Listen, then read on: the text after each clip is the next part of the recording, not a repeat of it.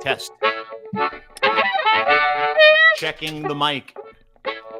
Check. Check that stick. We should do a whole podcast with our old school radio voices. I don't think I could. You don't think so? Could you do it? Could you? Every once in a while, I would do the sports that way. Mm-hmm. On the locker room, I go, "Hey, everybody, thanks for tuning in." Blah, blah, blah. Yeah.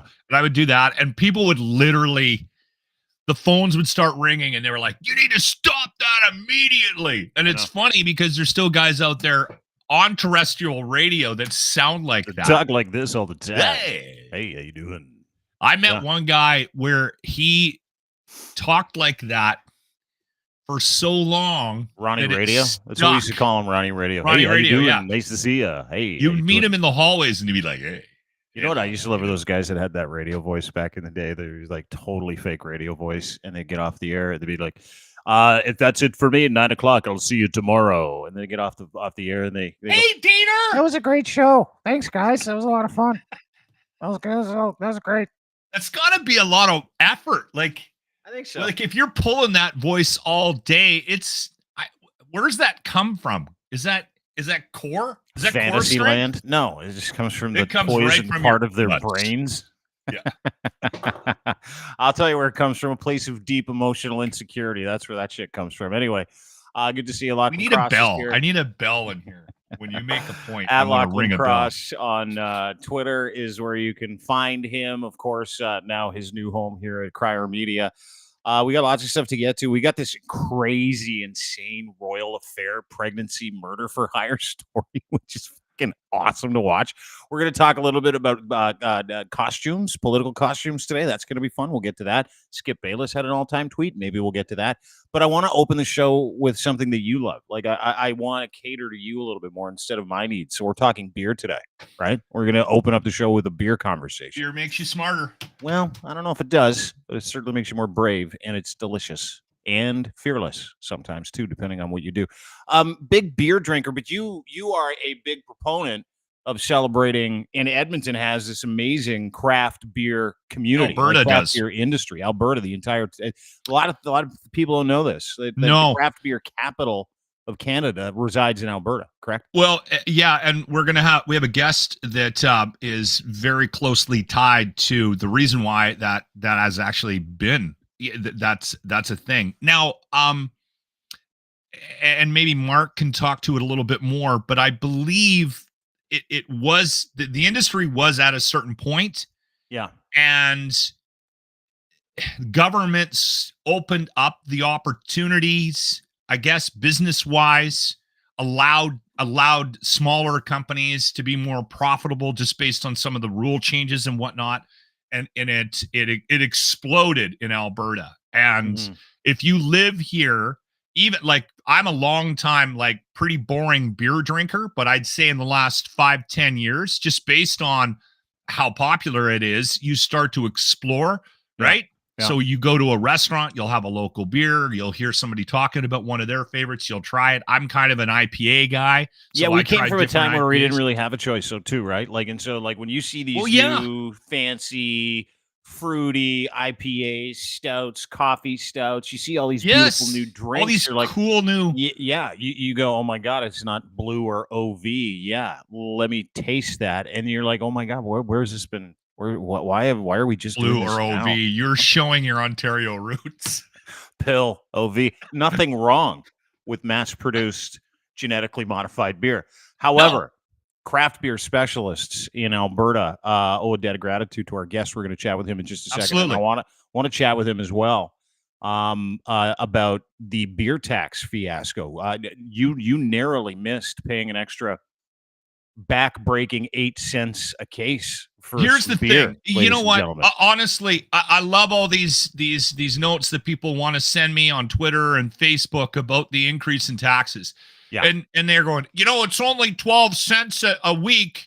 But the thing is that they're cheering every for more year, taxes for them too. We keep getting pounded and pounded, and everybody wants to point out that the Liberals are only increasing it so much. But what happens? Every couple of months, we get a new increase. And then you go back 5 years later, we'll look back and we'll go, hold on, why are we all desperately poor? Well, it's because every week there's a new tax. Yeah. And everyone just goes, well, it's only 12 cents. And you know what? PP, he's meaner. Like, I mean, listen, we are one of the most overtaxed countries in the world. Yeah. In the world. There's like 50% plus tax on half the stuff that we buy, right? Mm-hmm. All of these major companies are in the pockets of government. Mm-hmm. And I'm sick and tired of having these conversations. It's only going to cost you an extra $4. Yeah, but when you start adding it all up, and what did I say last week on the podcast? When you start adding what they should be listening to me. It's like 15. Yeah, but they should listen to you. And listen. And they did. Great point. You bring up a great point. A little heated about the whole thing, but you bring up a great point.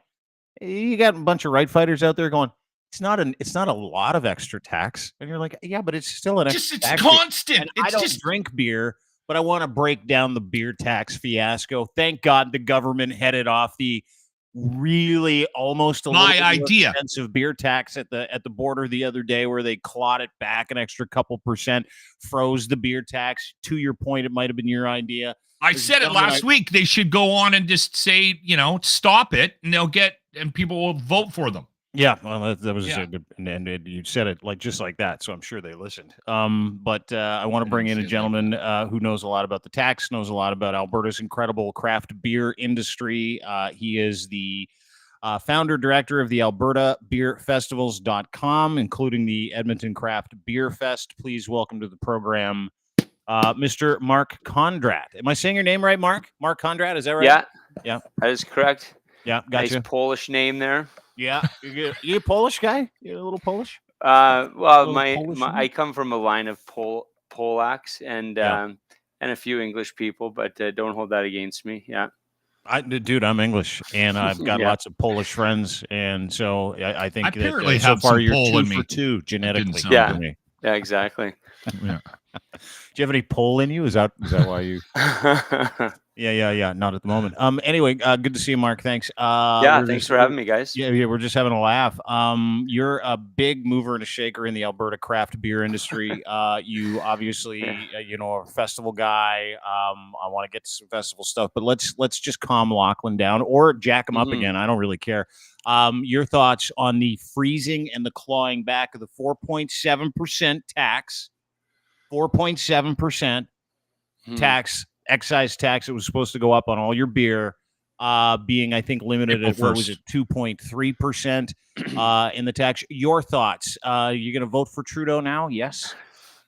No comment on that. But my thoughts on the tax are, I hate to admit that Lochlin made a good point, but a lot of people say, well, it's only X amount. It's a small amount, but I feel like, talking to a lot of the people behind the scenes in the beer industry over the weekend, it's just one of those death by 1,000 cuts kind of thing. It's just if you look at every single one of their inputs, talking to the people in the barley world, over the last couple of years, they've had some kind of what they would call like perfect storms in terms of what the crops have looked like and their input. So barley's more expensive, cans are more expensive, staffing is more expensive. And so when you put on all the inputs and then there's just every year this without even talking to people, just an increase in taxes, it's sometimes seems insignificant. It's like, well, it's only a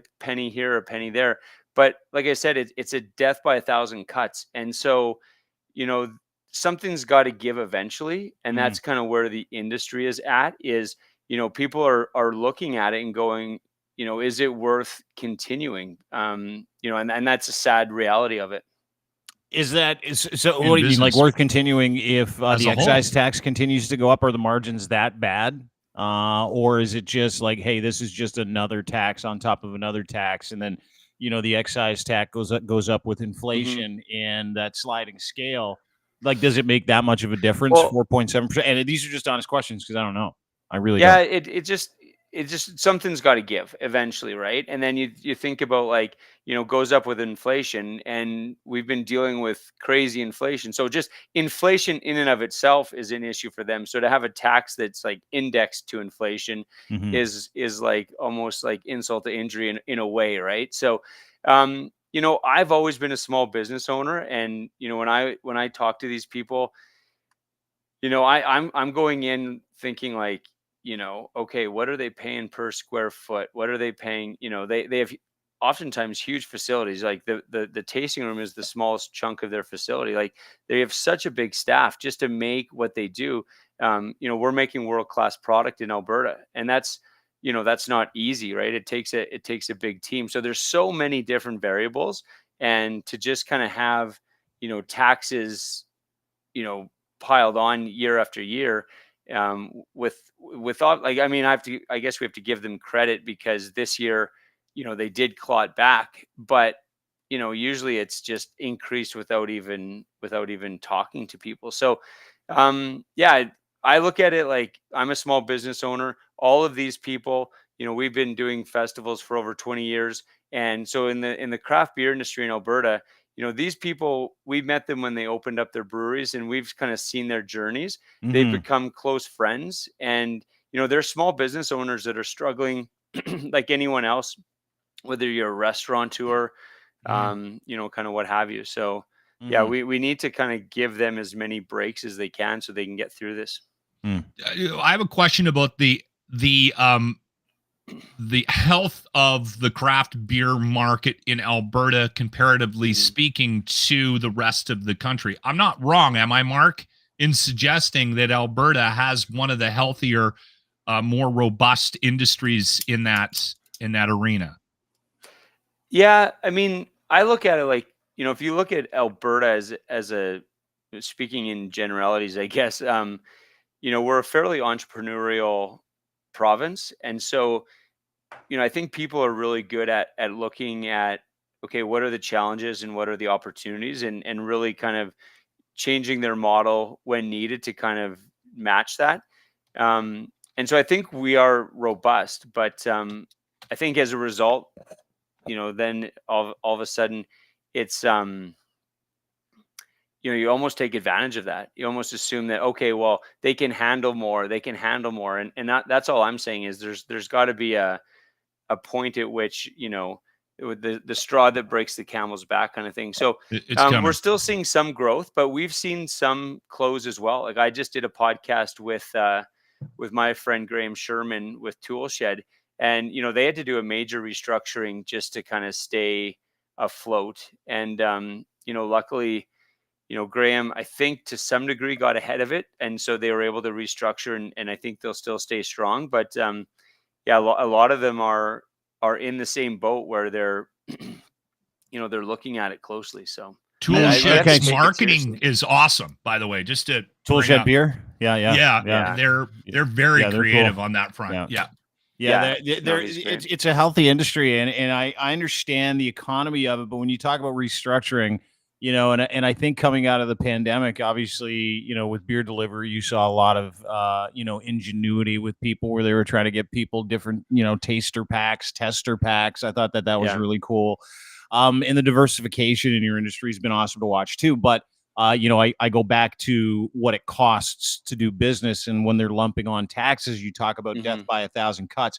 How does that beer tax, and how would it affect the average, let's say, profitable craft brewery? What are the pain points of the excise tax right now? Like when you talk to people, you're at a festival a couple weekends ago, Yeah. what, in Edmonton or Calgary, if I'm not Yeah, mistaken? we did our Edmonton one last weekend. So Yeah. talking to a couple of them, and I think to your guys' point before, you're not wrong in that it equates to maybe a penny per can kind of thing, but you know you mentioned COVID, which I think we're all tired of talking about COVID, but the thing about that is No, a lot of these, I would like to light up another 2-3 years of those yeah, conversations. Yeah. but exactly, the thing is a lot of these breweries were brand new.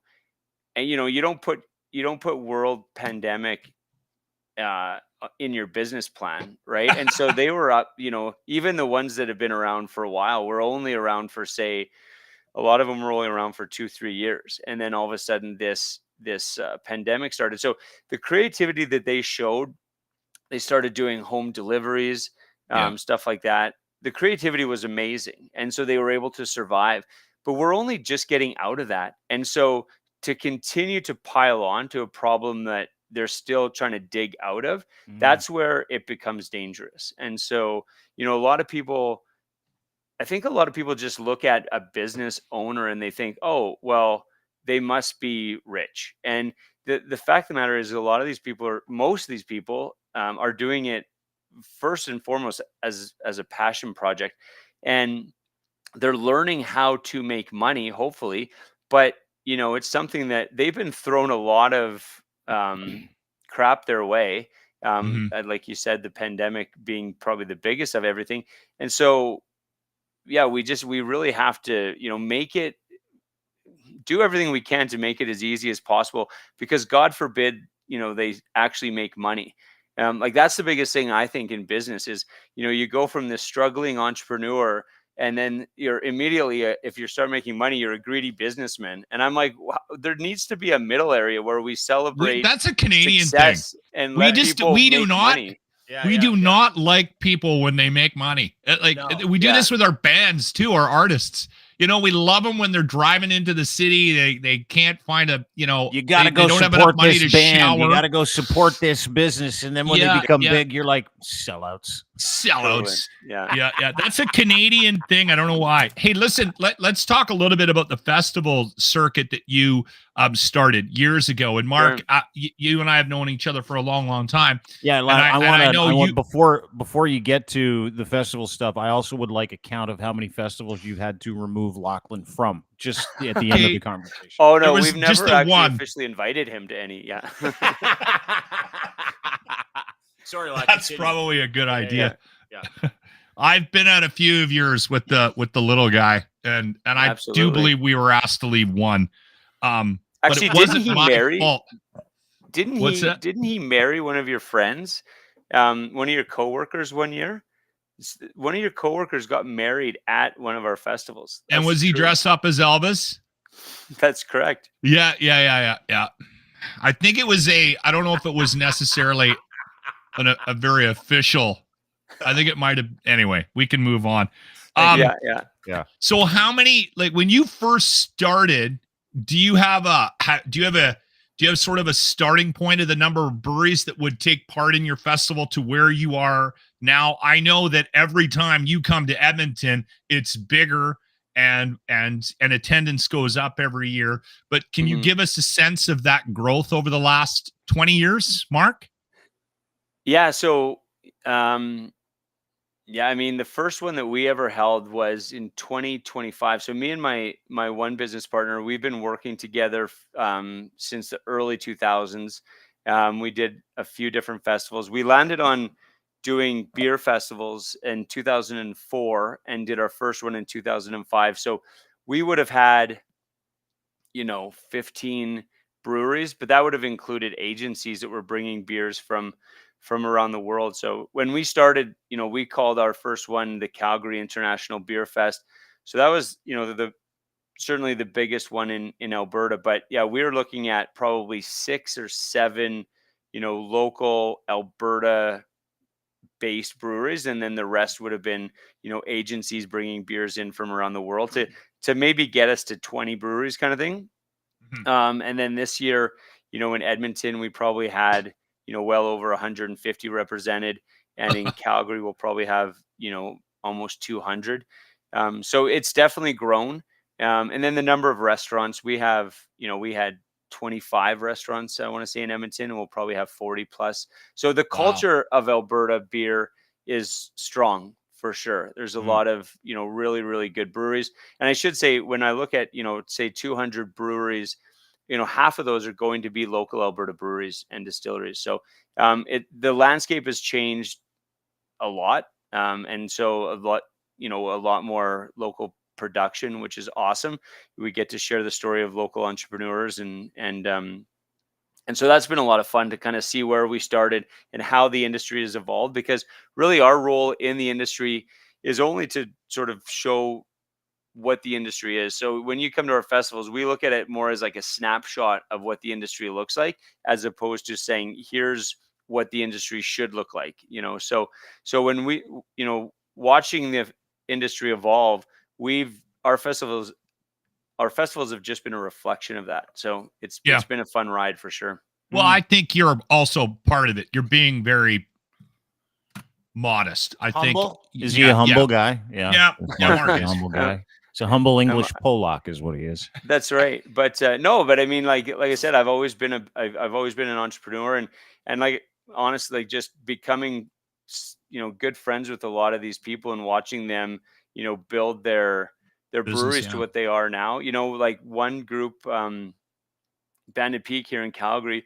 you know, just before COVID, they sold to Labatt. So, you know, a lot of people talk negatively about that sort of thing. To me, it's such a positive reflection on what our industry is, to think that big breweries like Labatt are willing to spend a ton of money on breweries that are, you know, based in Alberta, means that we're doing something right, and that we're getting people's attention. So I see that as a positive.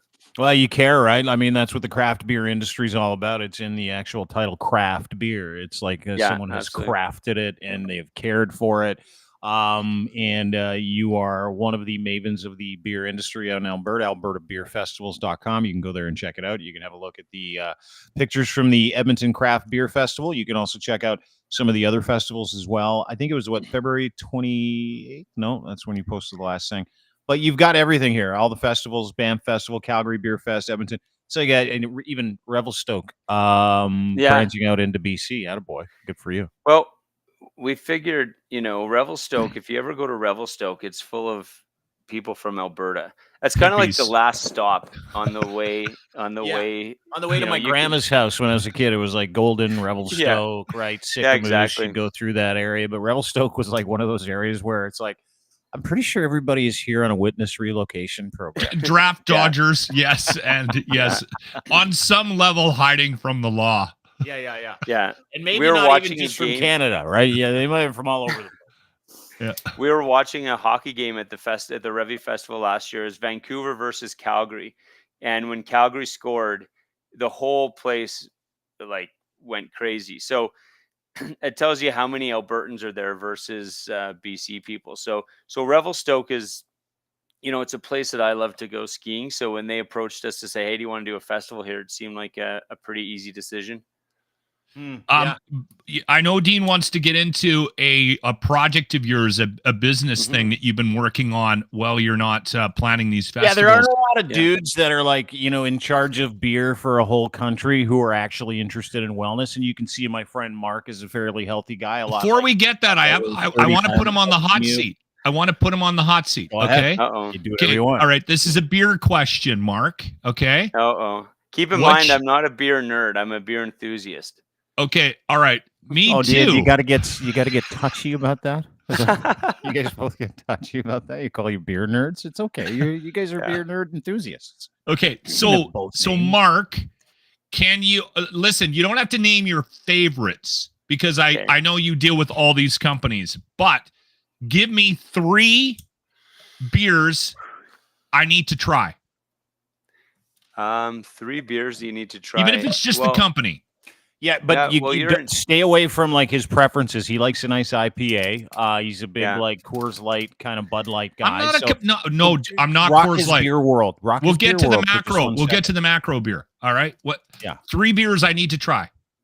Well, you're in Edmonton, right? So, and I'm just you're putting me on the spot here, but I would say everybody needs to. There used to be a Kellogg's Cornflakes commercial that said try it again for the first time. So I would do that with Alley Cat. What they've been doing in the last couple of years has been really, really awesome. Just kind of a reinvention of themselves, but at the same time keeping. They're one of the OGs, right? Big time, yeah.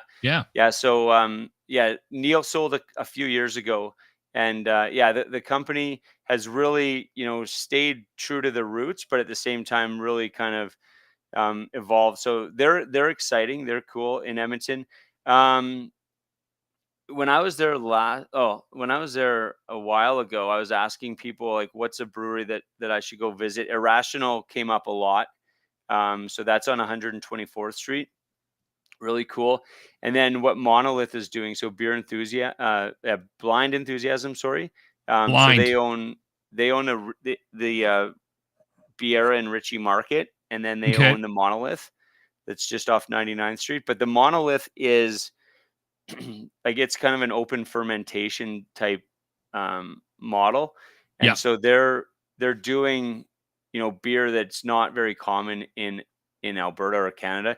They're making some of the most unique beers. And are they the guys that like throw like a chocolate cake into a big vat and is that's Cold Garden? So if you're ever in Calgary, come. It's serious. I thought you were joking. No. Well, Cold Garden has one called they have a cake one now. I'm blanking on the name, but yeah, like there's so many.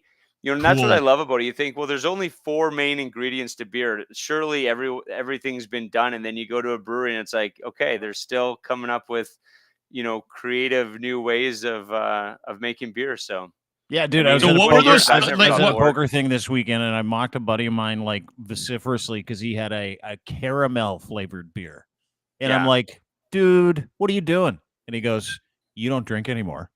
That doesn't mean that things haven't changed in the last 7 years. Yeah. So that's suck a it. Nice way of saying cork it, Dean. Yeah. And then he went out onto the balcony. And then I had a sip, and I'm like, a blunt. I did. But then I had a sip, and I'm like, oh, it's really good. Yeah, it's really good. And it's because we come from that time where we had 3 television channels and 2 flavors of beer, right? Totally. That's the time that I come from. That's the time Lochlin comes from.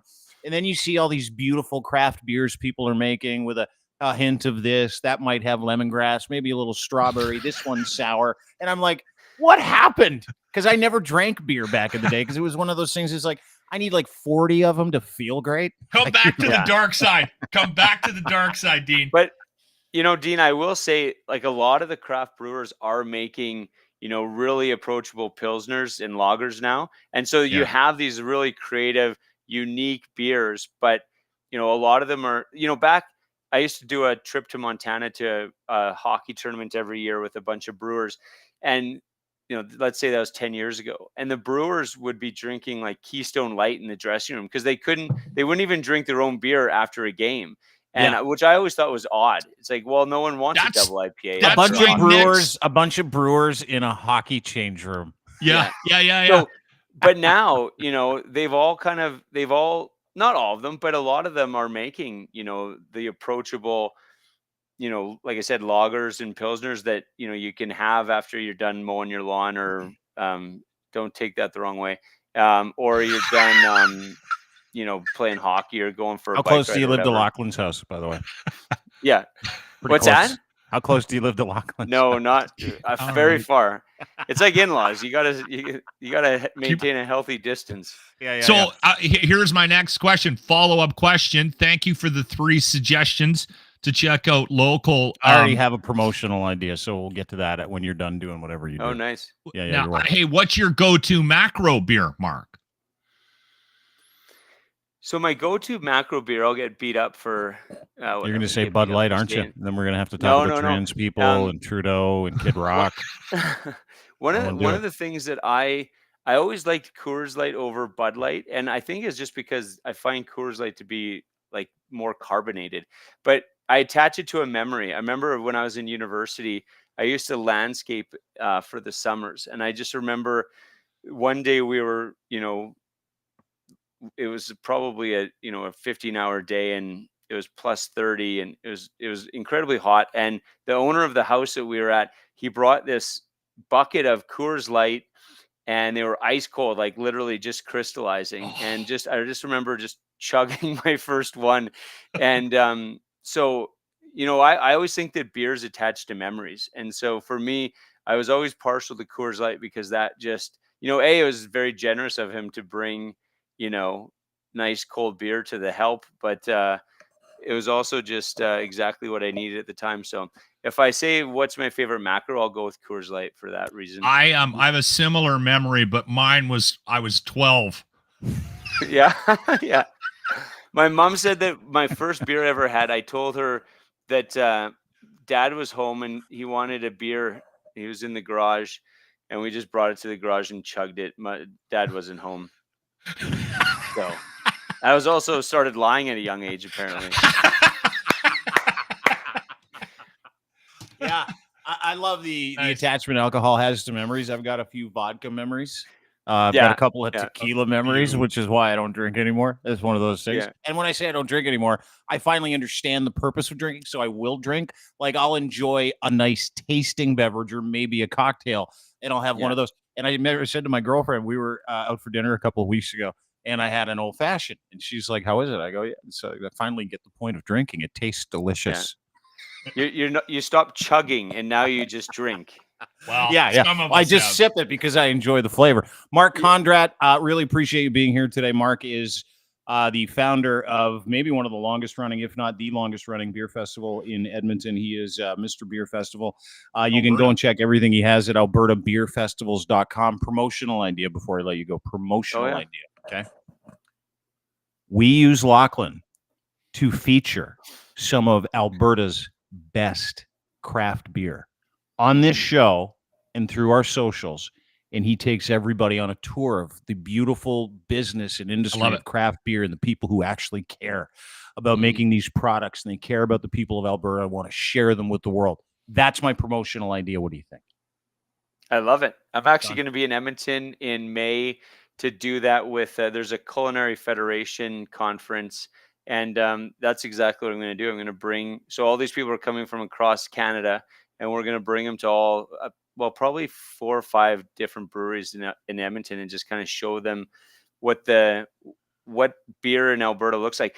You think about it, we produce the best barley in the world, and I say that because there's distilleries from Japan sourcing it from Alberta. There's breweries from all over North America sourcing it from Alberta. So there's no reason why Alberta shouldn't be known as the best beer, the best beer producers in the world, because I think we really are. Yeah, and there's no reason why we shouldn't be featuring that domestic product and using all of your oil too. I firmly believe that. I'm a big oil and gas guy. Well, if we're going to use it. Yeah. Well, I would like to use it. I'm tired of shipping it in. If it's just under the dirt and it's here, let's use it. Might want to have a quick little chat with Quebec about that. Yeah. I don't like talking to them. Anyway, the last thing I'll ask you, you've got a new project. You don't run into a lot of guys that are like, when I met you today at Beer Festival, Mark, I expect you to be much more out of shape than you are, but wellness is a big deal to you. Tell me a little bit about it. Your this new app that you're creating. Yeah, so it's called Explore 84, and really I built it originally just kind of selfishly because I knew about 10 years ago that if I was going to continue in the industry, that I needed to do something to really take care of my own health. So it started out physically, challenging myself every day to do something, like running every day. And just as I chatted with people, I realized there needed to be a mental component to that. So we talk a lot about mental health. And just, how do you address your mental health on a daily basis? And then I had a friend who was on a cancer journey, and we would have a lot of conversations about spiritual health. And so really what I would do is I would just kind of had a spreadsheet that checked off, how am I addressing my health on a daily basis from a physical, mental, and a spiritual perspective. And I had a friend who is a doctor, chiropractor, and he was asking me about it because he wanted something like that for his clients.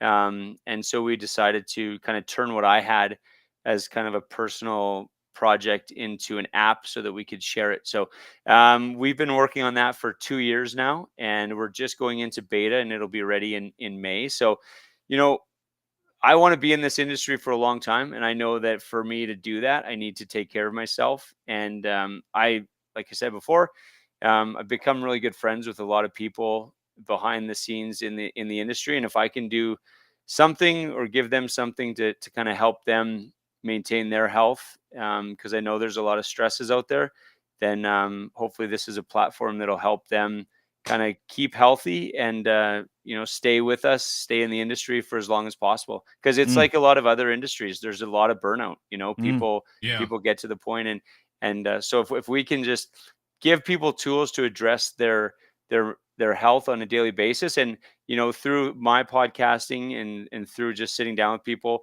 also just normalizing the idea of talking about mental health and the struggles that we're going through, because as you guys probably know, sometimes you find out that people are struggling when it's too late, right? So we just want to make sure that people understand that it's like physical health. We're not afraid to say, oh man, I'm out of shape, I need to start lifting weights, or I need to start running. We can easily talk about that. Whereas like mental health, sometimes people, they don't want to. They want to kind of put up that facade that they're strong.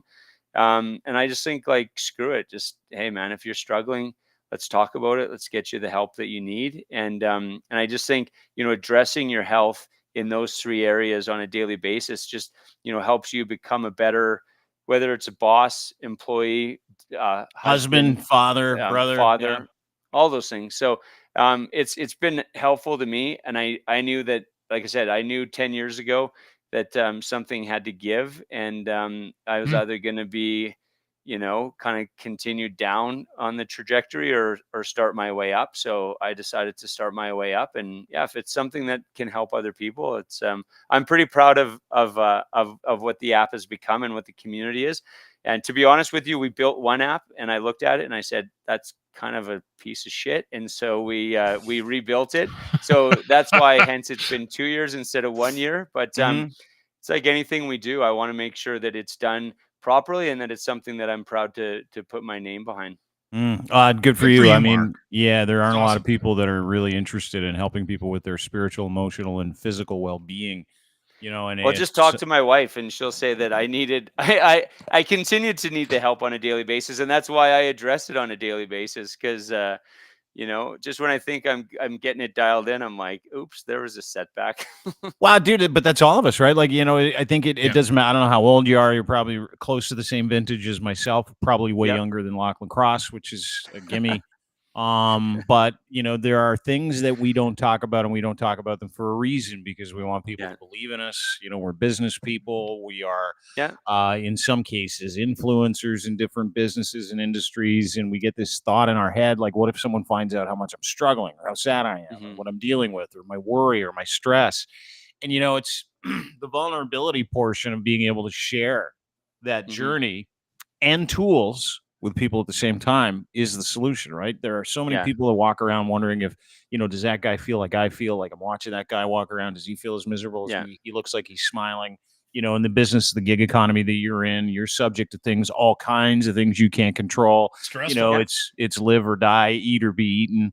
Totally. And in the big scheme of things, I think that's really kind of what we all look for, right? We all look for an opportunity to be able to share stories with people and say, hey, listen, I'm feeling like this. Is it weird? And when you hear the word no, I feel like that too. Or someone comes along and says, hey, listen, I feel insecure. I feel sad. I feel depressed. I feel lonely. I feel angry. I'm going through these things because I'm unwell, physically, mentally, emotionally. Then that becomes this incredible, courageous journey where people can look at you and go, hey, it's okay, man. I'm just like you. It's all right. There's answers. Come with me and find those answers. So I'm excited to see this project that you have. Yeah. And I mean, we should have you back when you launch it, Mark. What's that? Yes, I'd love that. Yeah. No, it's definitely something I'm passionate about. So, and I agree with you, Dean. Like, and usually, if you're looking at someone going like, I wonder if they're feeling the same thing I'm feeling, the chances are the answer is yes, right? I mean, we're all human, so how the heck, how would we not be feeling that, right? So, the answer is 100%. Yeah. Totally. Everybody goes through the same thing, right? Everybody goes through questions in their minds, times of a lack of confidence where someone changes your trajectory, you get overwhelmed and bunged up and busy, and you don't have an outlet. You're not taking care of yourself physically. You're not offloading stuff mentally and emotionally, all that stuff. You're not drinking enough beer in Lachlan's case. I mean, there's a lot of reasons that people bottom out. Yeah, I do. I've said this out loud to friends of mine when I'm counseling them. I've said, unsolicited. Yeah. Quite often what'll end up happening is you're involved in, like, I don't know, a situation at a work function or whatever, and you leave going, oh my God, Everybody must think I'm an idiot. And I remember saying to a really close friend of mine, I'm like, you know what? Don't worry about it. Yes, what you did last night was completely ridiculous. And I'm going to make fun of you probably until the end of time. But everybody that was there also got in the car and they were thinking about what they had done and how everybody was viewing them. So it's an interesting dynamic. Yet we get caught up in our own world quite often. And you're right, Mark, in that everybody's kind of going through the same shit, right? I'm still a proponent of drinking and pressing down all your feelings. Really, and never dealing with into them. This nuclear ball in your chest where one day the wrong guy comes to your door and you answer it and you beat the shit out of him for no good reason. Yeah. That's the mental and spiritual plan. That's just a random thing Dean's bringing up. Yeah. I haven't done that yet. Yeah. See, I know you're lying because you have yoga mats behind you, so you have to you take it out on the mat. Yeah, he does. Yeah, he does.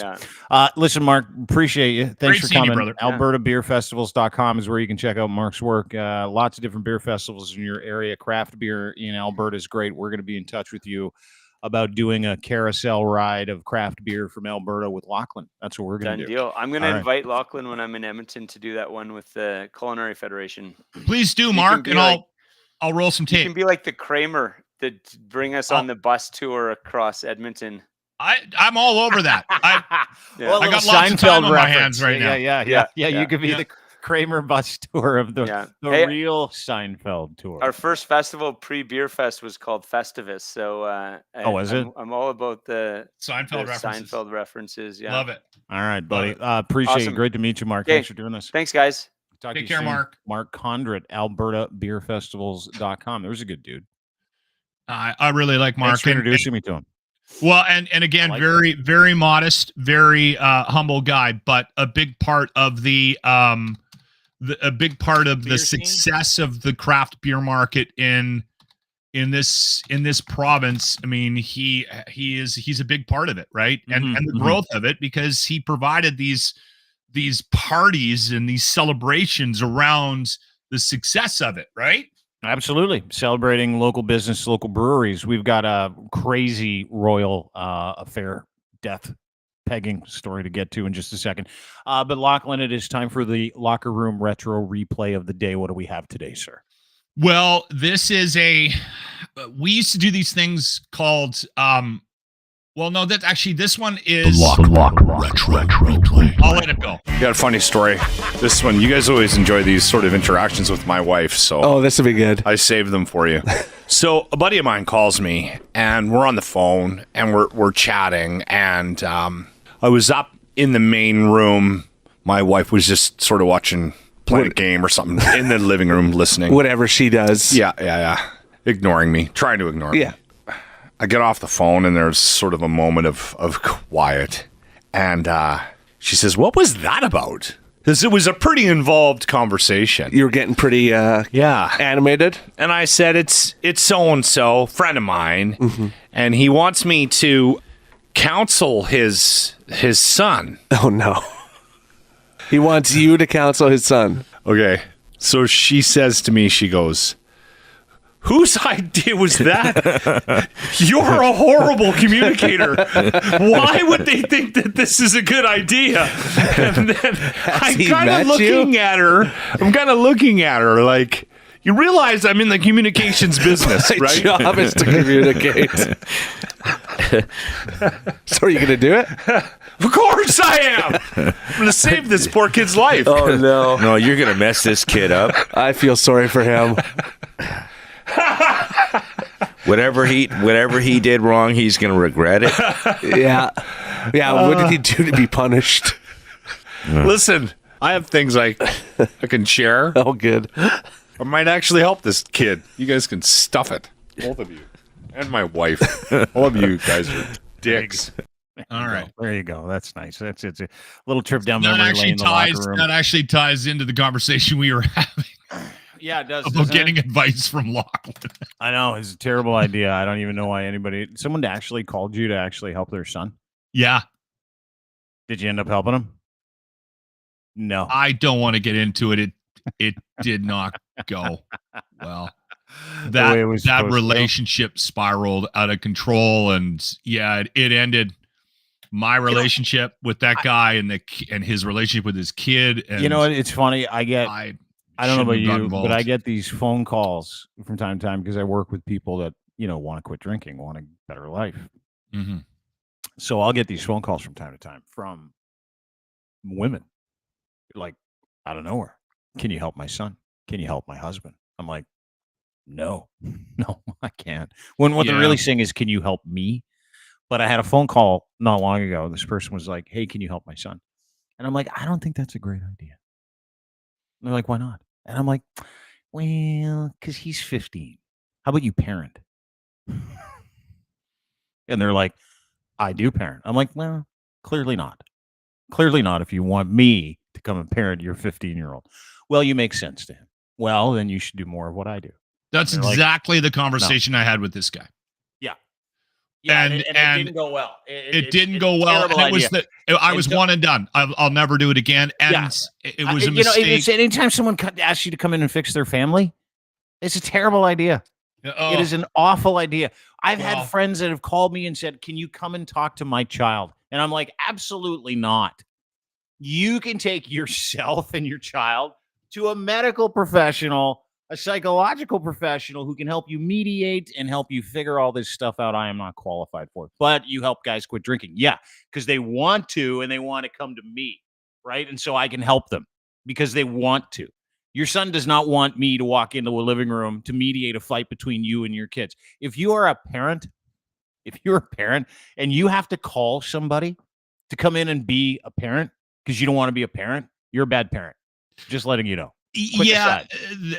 And again, this was a conversation about something the individual was like, it was something his son was doing that he was not like was against, right? Yeah. I sat down with the kid and I'm like, hey, like, listen, How old was the kid? 15. 15-year-old like- smoke pot. I'm like, you know what? Maybe do a better job of hiding it from your old man, which is probably It's not. how you do it. I'm going to sit down and have coffee and a sandwich tell with him this not to kid do it? and tell him it's not your to job to quit parent him. smoking That's pot. my point. He's not. No. He's going to continue I to know. smoke pot. I know he is. I know he Anyway. is. I know he is. It's entitlement. I tell you what, it's parents. Let's move on. It's like, I'm entitled. I don't want to do it. You know what happens Royal family. when you raise children that are entitled? They become people that think they can do anything. Case in point, the royal family. Thank you very much, Lochlin. Are you paying attention No. to the story or the tea, the My- gossip around the royal family? My wife asked Holy me. shit, dude. My wife asked me last night. She said, what's the deal with the picture? And I said, well, I think they photoshopped it or something, but I had like, that is as far as, and I looked at the picture and I'm like, well, why is everyone upset? Did they put one of the kids in that wasn't in before or something? Like, Well, because there's a massive story here that nobody's paying attention to. That's why everybody's upset. To your point, let me bring it up. You can go to crier.co and check out the actual so this story. is a breakdown of why everyone's all wound up about this picture. Yeah, correct. So, Okay. as you know, there have been numerous reports of Prince William. Remember last year they gave him the title, the Prince of Pegging. Said he was That in a was so much relationship with- fun. It was the best, Prince of Pegging, because apparently the rumor was he was in a relationship with another royal or someone in the royal circle having an affair. And these are, if you're a royal, you can't have an affair with commoners, right? You gotta have an affair with people in your familial circle. So he's banging his like fifth cousin, apparently. She's pegging him. And the rumor is while that's going on, Kate Should is we having explain an affair. pegging for Yeah, anybody that No, tuning just in Google and it. Just know Google it. pegging? No, just Google it. I'm not explaining it. Don't Google it at work. No, Google it from like your best friend's computer too, or phone. Pegging videos. That's all you got to, or just go to Pornhub and look.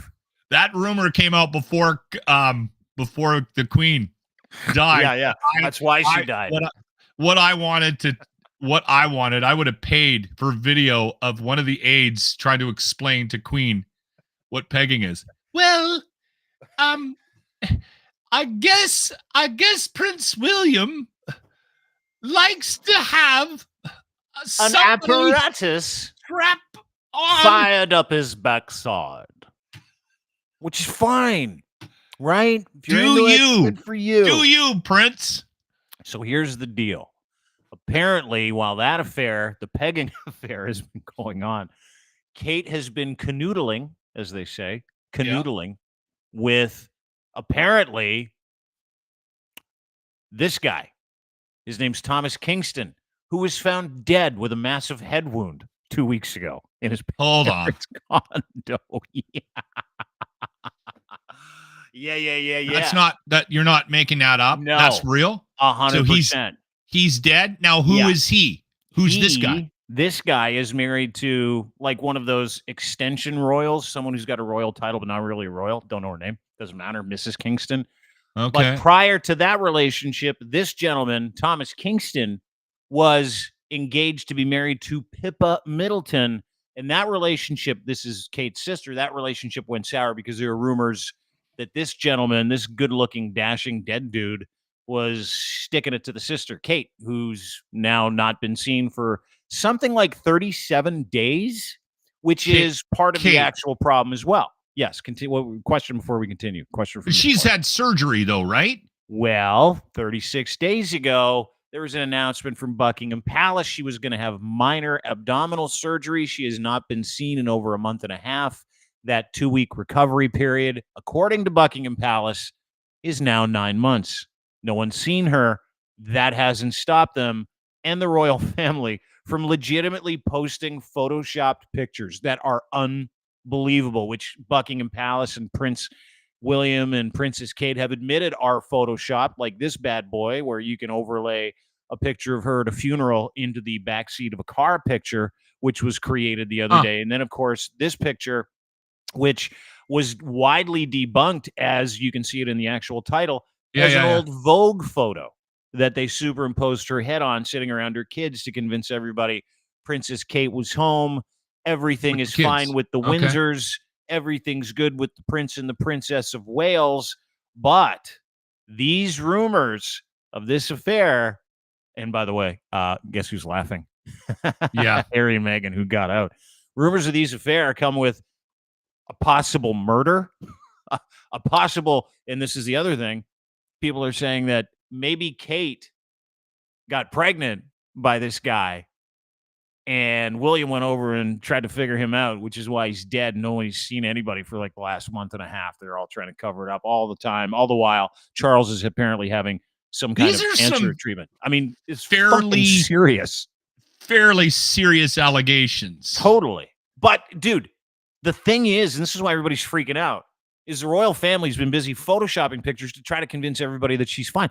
Why are they doing that? Like, hey, listen, of course the narrative is whatever it is. It could be pregnancy, could be an abortion. Maybe someone got murdered. Maybe he just died. I don't know many people that kill themselves with blunt force trauma to the head. It's hard to do, right? Really hard to do. So there are tons of rumors going around that this indeed is something untoward. And of course, Buckingham Palace and the Prince and the Princess of Wales are hiding something because they're photoshopping pictures with it fucking. But they've always tried to control the narrative, though. D. Totally. But this is beyond the pale, because if you know anything about the royal family, it's never complain, never explain. They've complained, and now they're explaining, and they're using excuses. One of them was Kate was like, "Hey, sometimes I mess around with Photoshop at home. No big deal." That's a big deal. That was a professional job that was edited twice last Friday on Adobe Photoshop. And by the way, Adobe stock went through the roof because it looked so convincing. Wild, huh? Yeah, I will be honest with you. I don't care. I didn't care either, and then I got sucked back into it with this shit. This is intriguing, but I mean, as a whole, outside looking in, when I see a royal family story, that's why I couldn't explain it to my wife. I had zero concept of what was going on, but I saw the picture and I was like, they photoshopped it and they're mad that it was photoshopped and not real. And I don't know why, but now that you've explained it, it makes it more interesting, because you don't often get a story like that on every news channel. Like it was on every news channel last couple of days. Dude, Colbert talked about it last night. Yes. Like it's like So I knew there was more to it, but I didn't realize it was this. Yeah, dude. It's this big. salacious. It's unbelievable. You know what the kids call it these days, Block? If I could be a little kiddish, if I could be a millennial, a Gen Xer, if you will. They call it You some are hot a Gen goss. X. They call it Gen Z then. Call it some hot goss, or they call it tea. Okay. This is some crazy goss. This is some incredible tea. Kate Middleton may have had an abortion. Kate Middleton may have had an affair. This Prince is going to William seem like may have like been found out, and his pegging penchant has been found out. And by the way, the lady that is apparently doing the pegging, not a bad looking lady named Rose, by the way. Really, I thought you were going to show a picture of her. No, I can if you like. Yeah, get a picture. Here's the thing for me, and I don't want to downplay because obviously I understand that people put them up on a pedestal. I've always been very anti-royal family because just because you were born into something, in my opinion, doesn't make you any better than anybody else. And so that's sort of my stance on it, Dean. And I know you've got parents that live there. Weren't you born there? And then yeah, dude. Yeah, my parents. So dude. And they don't give a shit about the royal family either. But they were very upset when Queenie passed. Very upset. Well, I think that was sort of I think it's going to go downhill from there. I think the Queen was holding that whole thing together, and I don't necessarily think that King Charles is going to endear himself to, if he ever has. He's a bit of a dick, isn't he? Yeah, yeah. As far as I'm concerned, they can all go away. I mean, this is just an example of the lunacy of that kind of fame and too much freaking time on your hands. Dude, let's see the pegger. Yeah, I'll show you the pegger in just a second, but I want to play you this video of this guy. He's like a reporter. It's not a pegging video. No, I can't show pegging videos here. I've never watched one, nor will I, by the way. I was wedgied once. I'm against it. But I want to play this video. This is a reporter who says he's put it all together, and it's fascinating. Oh shit, it's all starting to come out now. Allegedly, Kate Middleton may have been pregnant with Thomas Kingston's baby. To make matters worse, Thomas Kingston was found dead just a few days ago, locked inside a room at his parents' apartment with a traumatic head injury. For those that don't know, Thomas was in a relationship with Kate's sister Pip Middleton for quite some time. And he stayed in contact with Kate ever since. Even recent WhatsApp messages have been leaked showing Thomas was sending her messages wishing her a speedy recovery in terms of her stomach issues. But did Kate fall pregnant with Thomas's baby, and did she refuse to have an abortion after having 3 children? And then did someone forcibly remove the pregnancy? Good Lord. Again, it's allegedly. The longer the Buckingham Palace stays silent on this issue, the more speculation is going to run riot.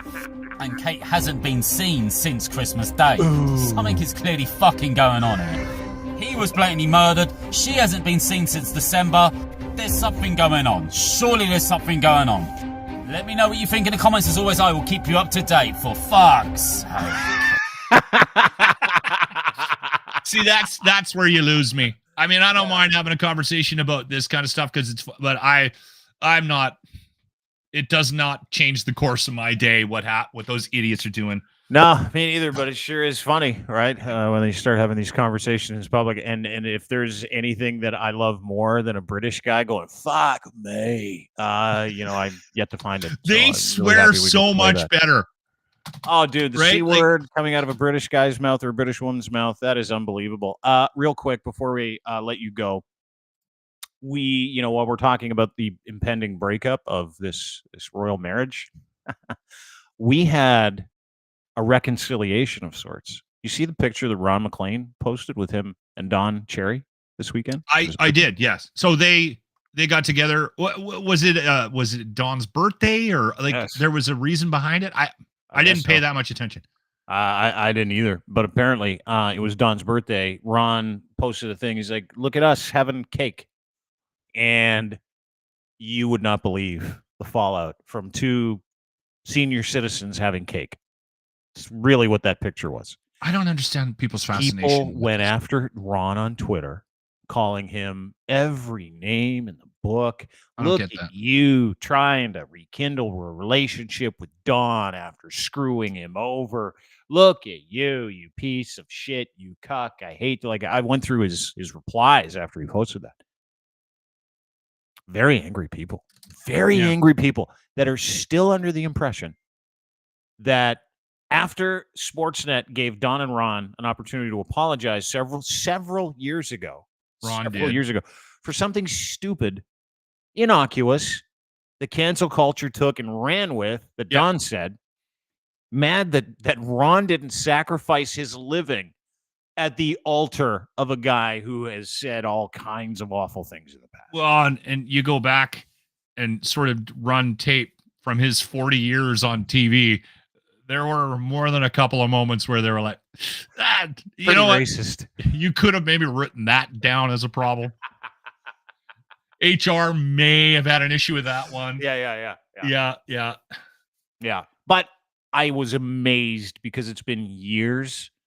And it has been. Now people just wanted Ron and Don to be happy. Hockey Night in Canada, the longest running show host duo in this country's history. We talked about this. All these things. But it is amazing to me.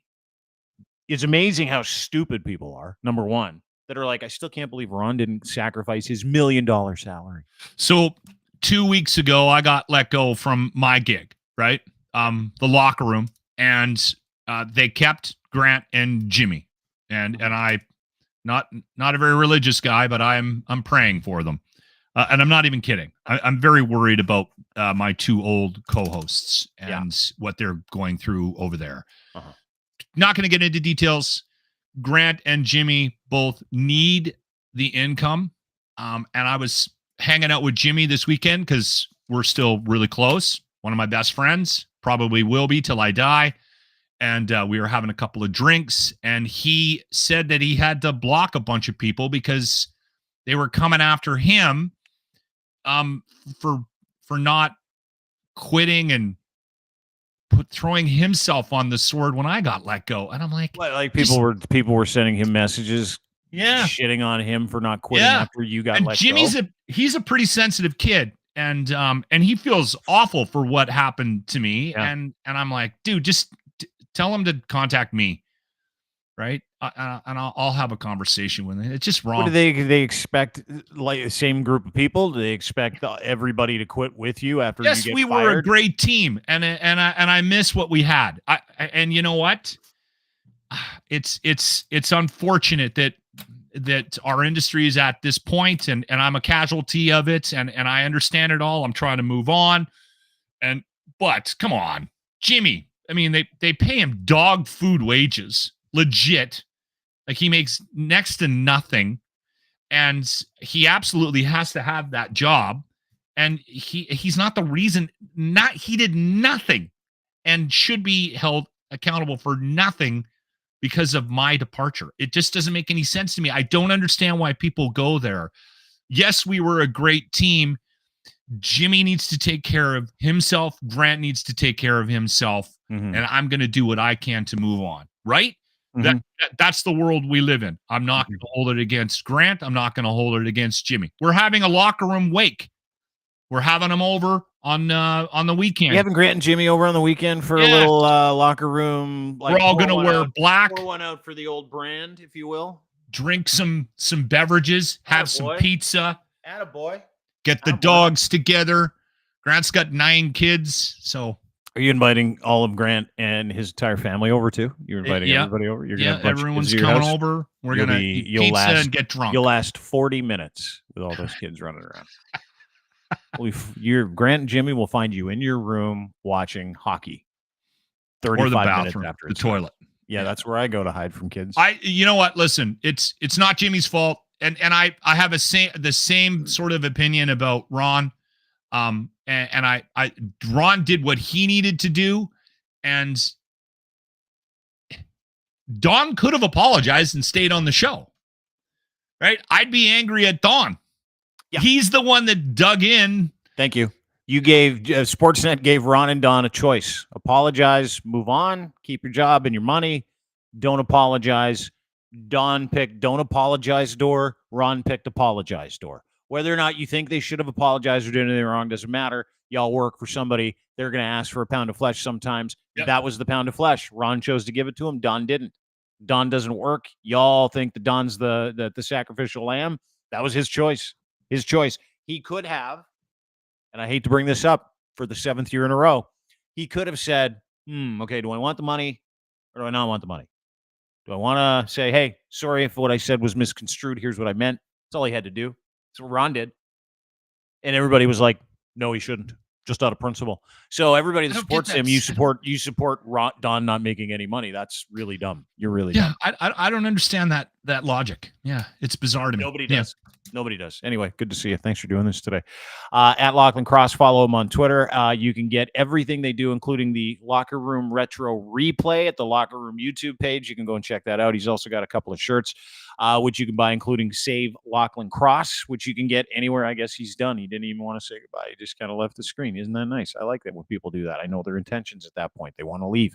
Anyway, check it out at the Dean Blundell store Square site. You can check it out. You can also go to Crier Media, the Locker Room webpage, Locker Room merch store as well, and check that show. And we've also got a new shirt that says, why can't we all just get along? Seems like it should be a lot easier than it is. Maybe a t-shirt will make the difference. I don't know, but you can support us by buying it. $20. Go to the Dean Blundell merch page, Dean Blundell shop store, or you can go to Crier Media, crier.co as well, and check that out. As always, we are brought to you by our friends at Fact Check, disinformation killing software that is here to destroy lying narratives. Social media, news, anything with a URL, anything you read, see, feel, hear, or touch, pictures, videos, written words, spoken word, even in real time. It's the Shazam of fact checking, and it is going to absolutely destroy certain media outlets. When the people at Fact Check came to us during the Canada Proud lawsuit, Canada Proud, an official agent of the Conservative Party who like to spread misinformation and disinformation as part of their business plan, came to us and said, hey, you got sued. We're developing this software. Can we get to bed together? And I said, yeah, I would really like that. That'd be great. And they said, we've got this beta test. Can you test it? And I said, yeah, I would really love to test it. And all of a sudden, it started telling me that everything that I thought was a lie, including on social media, Twitter, Facebook, etc., including source material, pictures, videos, Israel, Gaza. It puts everything into perspective, and it destroys the narrative that you want destroyed because it is a lie. It only gives you fact-based truth, source truth, and you can join their Fact Check beta testing team today. Go to faktchek.io. factcheck.io. Sign up for their beta test today. You can find yourself a verified fact checker as well. We have positions available. So go to Fact Check and sign up today. Again, faktchek.io. Do you believe? We're also brought to you by our friends at CanTorque, makers of rugged, hard-working torque wrenches for industrial use, and they have been the best in the business around the world for 20 years. Unparalleled expertise, specific requirements, industry expertise. Most cases, they've been there and done that, and they want to be there and do that for you. Tool rentals, calibration, service, repairs, custom fabrication, distribution opportunities. CanTorque offers you a complete range of services and products, making them your one-stop destination for all your bolting needs. For flange, maintenance systems, and impact sockets, you can rely on the highest quality products, which you can check out at their new website, cantorque.com, product services, and also download their new podcast called Talking Torque with Colin Livingston. Good dude, smart guy. He covers a variety of subjects. He also races with the Alex Tagliani race team. So if you're in the market for a torque wrench and you need a bolting solution and can't find one, there's only one group in Canada that does it. Proudly made, manufactured, designed in Canada, cantorque.com. Check them out today. We're also brought to you by Ed's Fine Imports and his luxury branded boxer briefs called Gitch. Branded underwear. Gitch3 is your promo code. Right now, buy 3, get 1 free at checkout. Engineered for any level of performance. Listen, I'm an underwear guy. I need to know that I am taken care of. I need to know that my stuff has a place to hide during the day. I need moisture-wicking fabric. I need barely there, super soft fabric performance that I could run, walk, or sprint through. That is what Gitch is. These underwear will change the game. They already have. Made in Canada by Canadians for Canadians. Pouches bigger. Moisture-wicking action. Luxurious modal. You'll never want to take these things off. I can guarantee it. And right now, you can get a free pair courtesy of us. Gitch3 is your promo code. Put that in at checkout, and you'll get that 4th pair for free. 4 packs, different colors, all kinds of sizes. Guaranteed you will love these boxer briefs, so buy some today. 15% off when you give them your email address on the way out as well. And we're brought to you by Muse Massage Spa. Muse on the Mic is the name of their podcast, and it's very, very, very good. Emily and Riley are going to join us on the show on Monday to talk about sugar daddies and the business of internet sugar daddery.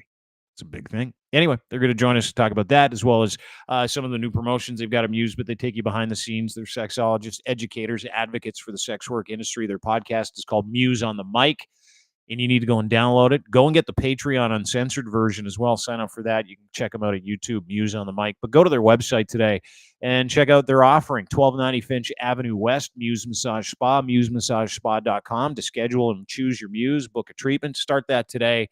And make sure you give their podcast a sub and a download, including the Patreon one, which is totally uncensored. Nice girls, smart girls. Love having Emily on the show. Riley's going to join us on Monday as well. I have problems with them, good problems. But every time I'm on with them, I'm like, I can't even look. Too hot.